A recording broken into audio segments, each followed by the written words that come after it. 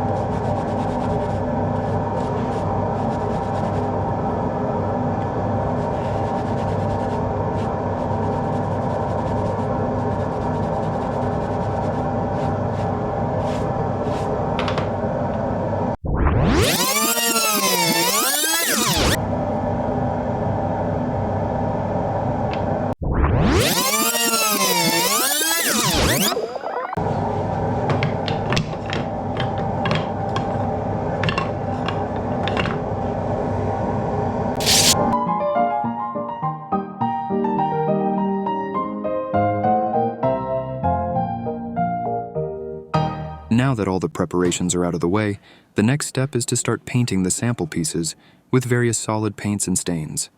And I will be doing some color mixings and experiments as well to see if I can come up with some cool color effects. These are the pieces that I'll mostly be using.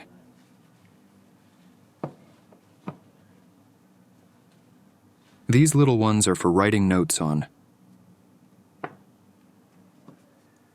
And here are the scorched pieces that I'll use for various color effects. I'll keep one as it is too, as the burned brown actually looks quite good. These are the colors I keep stocked. Medium brown leather stain, tan leather stain, white paint, walnut stain, and anthracite gray stain.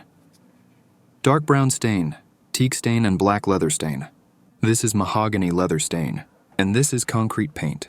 These two cans are plain black and more white paint.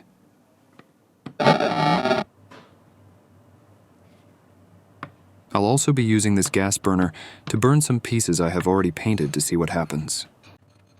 This bottle is blue curacao cocktail mixer. It has a very strong color. I'll mix it with white paint to make a unique blue color. Then we'll see if it dries nicely or just becomes a sticky mess. These two tubes are pink and orange acrylic paint. I'll play around with them too. These 5 tubes are food dyes that I'll mix with white paint too, and see how that goes. Let's do some paint experiments with coffee and cocoa too, while we're at it. It's gonna take some time to paint all the sample pieces. While I do so, let's listen to some music on this radio I found by the shore.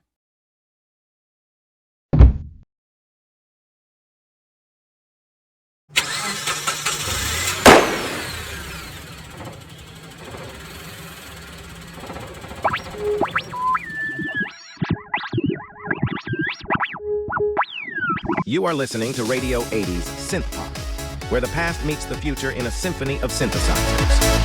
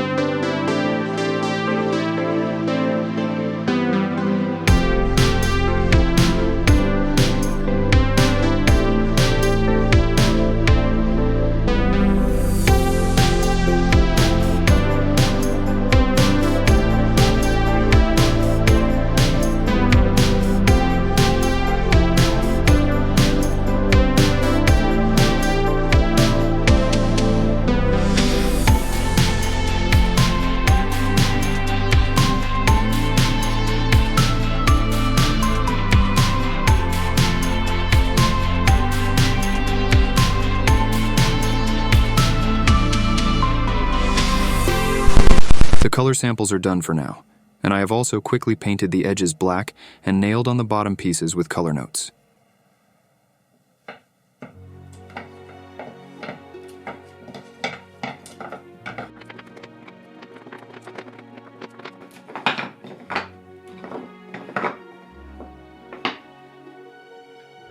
Now it is time to make the container that the sample pieces will be standing in. These are the planks that I'll be using for the container. Now I'll have to do some measurements, then cut them off in both length and height.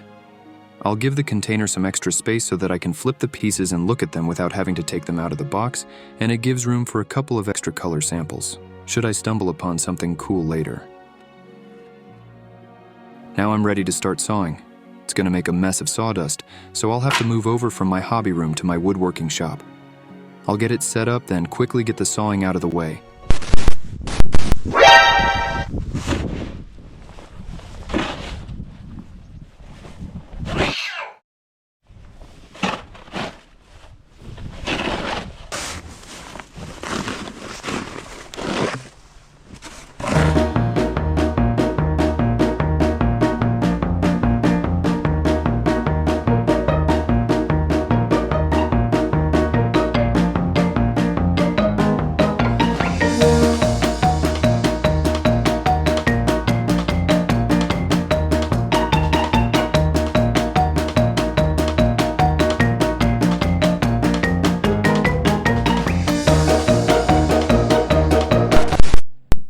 Well, fuck!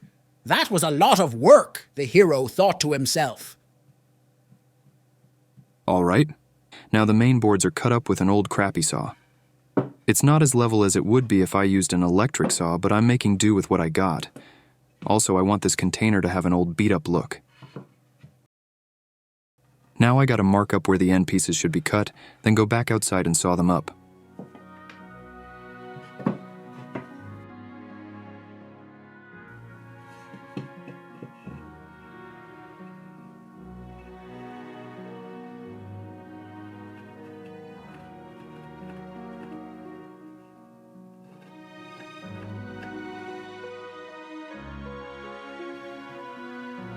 The container is a little bit too roomy on the sides, so when I'm done gluing and nailing it together, I'll have to use a knife and chisel to cut away a bit of the bottom board and end pieces, just to get that perfect fit. This could have been avoided if I first figured out what material to use for the container, and then calculated what the width of the samples should be for them to fit nicely. Noob mistake.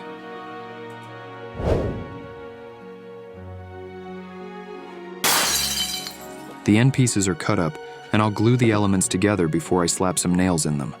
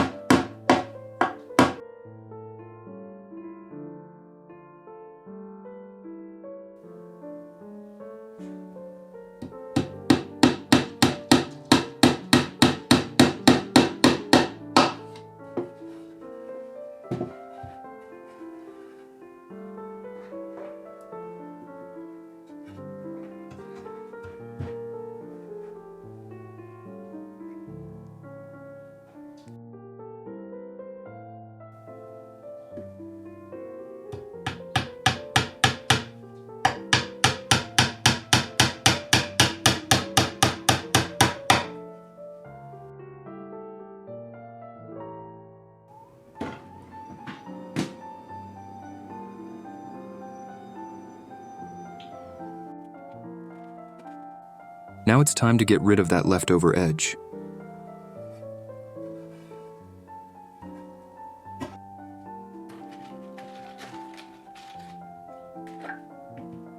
I'll try to get it away with a knife and some chisels.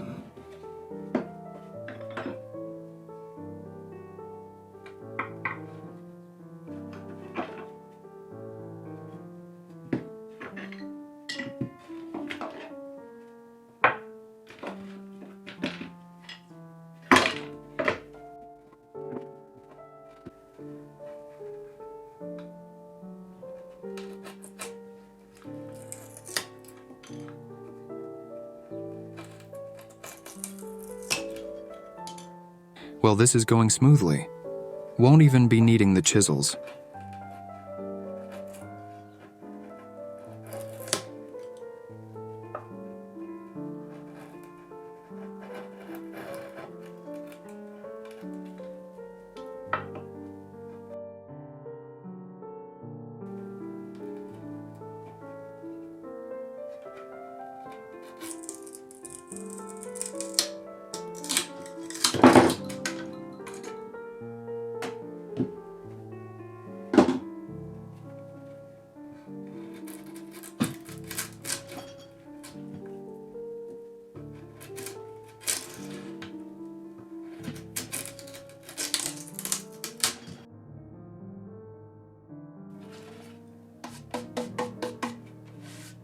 There we go.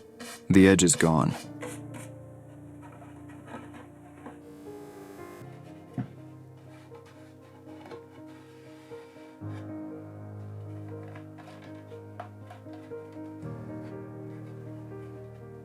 Now it's time to sand the edges a bit, as they are full of splinters. I do have a sander for it, but I'll do this too without any power tools.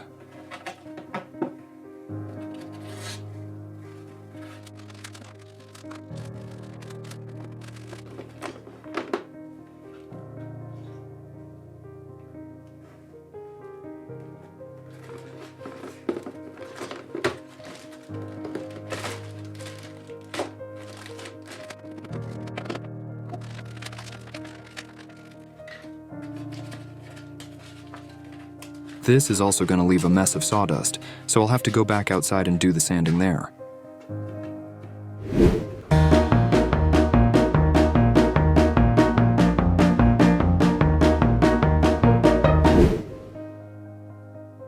Now I'll be using this wood filler to fill some cracks and holes, and to scatter it around randomly to create a pattern that's going to make the wood look old when it's painted.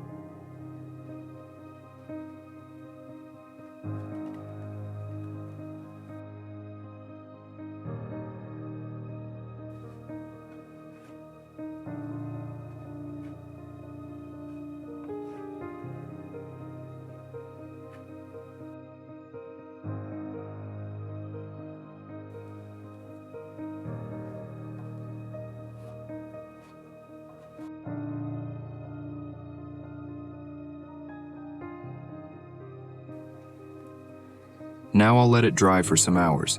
Then I'll give it a quick sanding with fine sandpaper to get rid of sharp edges and grains.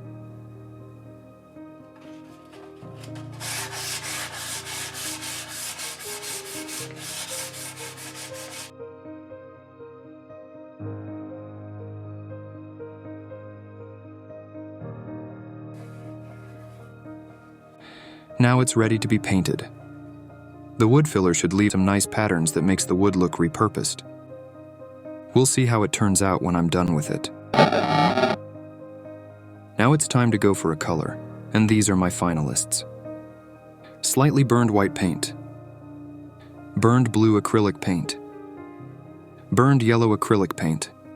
Washed white paint and black leather stain. Black plus orange acrylic paint. Burned surface with white paint. Black base color with white stripes. Burned brown leather stain with white stripes.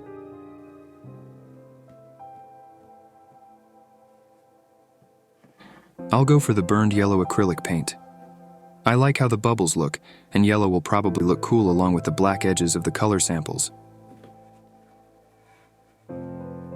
Not sure why, but the yellow acrylic paint makes bubbles when burned.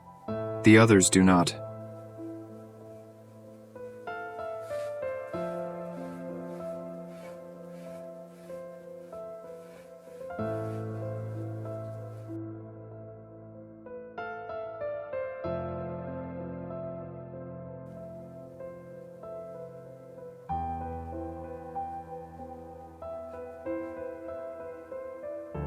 Now I'll let it dry for 20 minutes, then take it outside and burn it a little.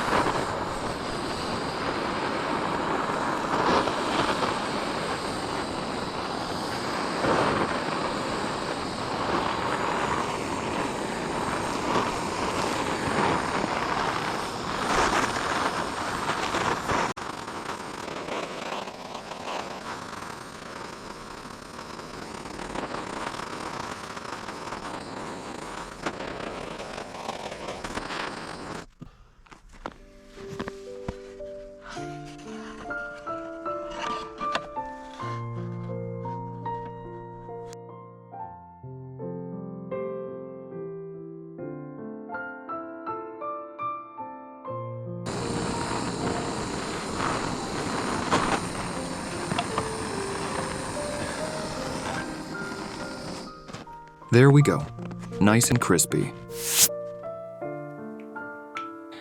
The next step is to paint the bottom and the inside.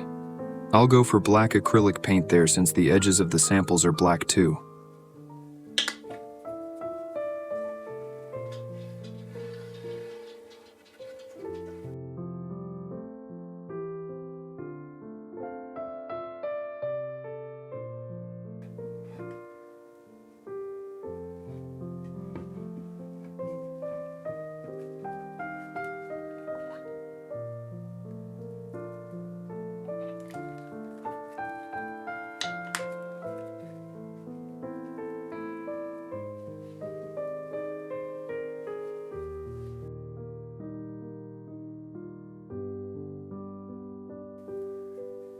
Another step out of the way. Just a couple more and it's done.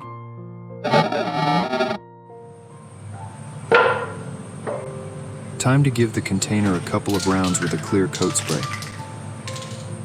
I'm at a spray booth at work now. Otherwise I would be doing this outdoors in my garden.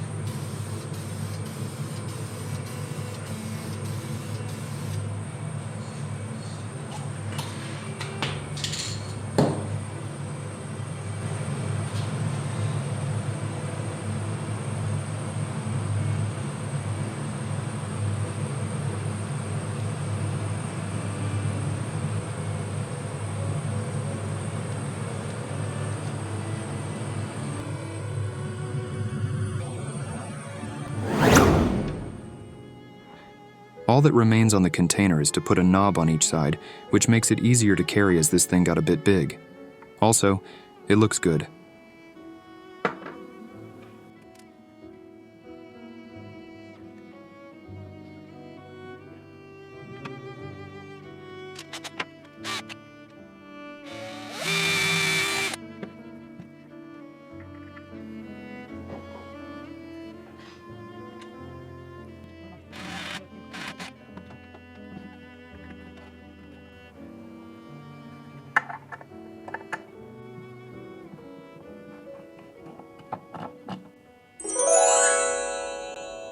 There we go. The container is done. It turned out quite nicely, if I may say. Now let's gaze upon it a little before I complete the final step with the color samples.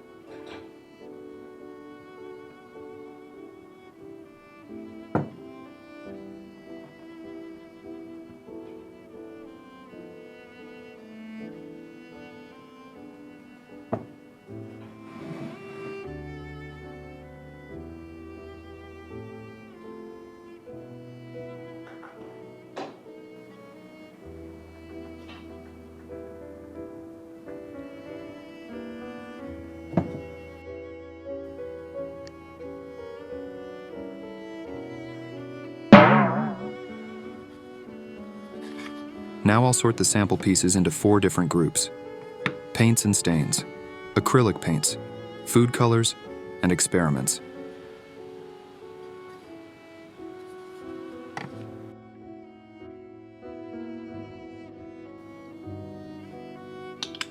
Paints and stains get a white dash.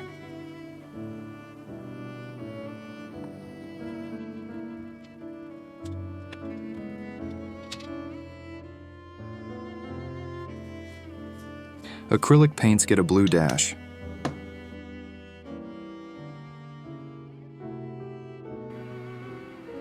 Pink dash for the food colors.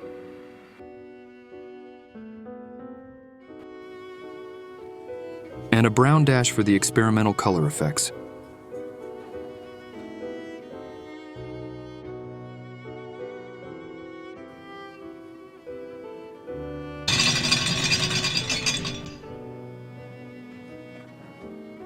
Now that everything is done, the last thing remaining is a photo shoot of all the different color samples to end the video with. For now, I'll just put the marvelous container of colors in my drawer and take it out again the next time I need some color inspiration for my projects.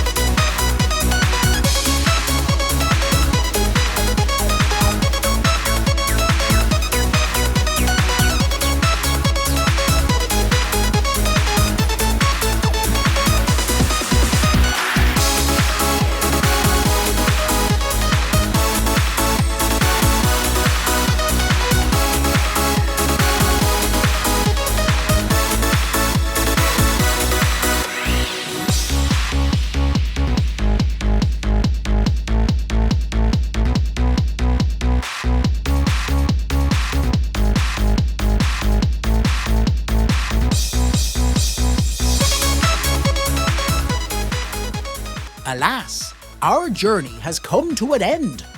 What began as a mere concept, a whisper of creativity in the vast silence of potential, has now been sculpted into tangible reality.